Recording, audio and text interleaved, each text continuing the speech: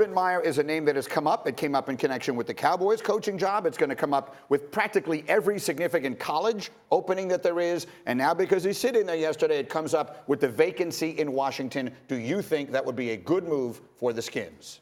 Well, yeah, no, I think it will be. I think it'll be a great move for him, man. You get both your quarterbacks, and it's going to look great on paper. But if you're Urban Meyer and you've had health issues, all that, if you take this job, you thought you had health issues. Just wait. This is the men's league.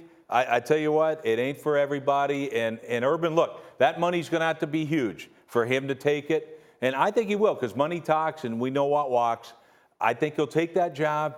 And then when he takes it, after about 2 games, he's going to be like, what the hell am I doing? I don't understand the fascination between Urban Meyer and the NFL. Like, Urban Meyer's 2 strengths are recruiting and the quarterback run.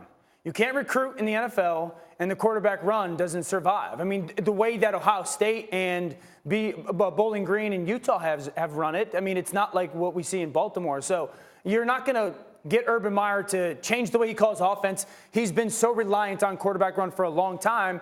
And then also, like, he can't recruit players in the NFL. You get given by the general manager who you get to coach. That was his greatest strength, was finding the talent and getting it to come to his schools. Listen, Urban Meyer took a shot at me out of nowhere whenever he was doing a very small interview for somebody. So I obviously think he's a bum strictly because of that. But let's go deeper into this. A lot of college coaches have not been able to transition into the NFL if they have no NFL experience. Right. I mean, you saw with Saban, he left. Petrino left. You name it. Whenever you have that authoritarian where you control every single moment of somebody's life, which is what college coaches do. They control their workout. They control what they're eating. They control their classes. They control their study sessions year-round, even through the summer. When it gets in the NFL, it's just a different ball game having to handle that. Now, can he adjust to the modern NFL and having to deal with players that are making more money than him? Maybe. I just think it's going to be difficult for somebody that has a lot of success, old dog, new tricks, especially whenever you've been successful at a different level, to be kind of sunned a little bit, which is what happens in the NFL when you're working together with the players as opposed to being the boss of the players. I will say, like, the 2 teams he's been tied to, obviously Dallas and I mean, he'll have way more power in Washington than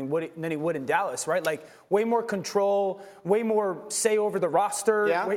Ask Jay Gruden how that worked out for him, and every other head coach who's ever coached under Daniel Snyder.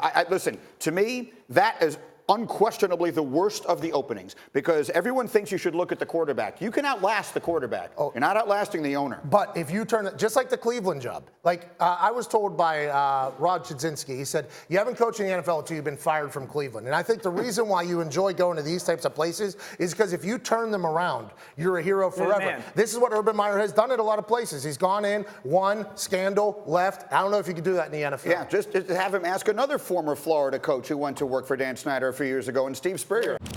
Thank you for watching ESPN on YouTube. For more sports and analysis, download the ESPN app, and for live streaming sports and premium content, subscribe to ESPN Plus.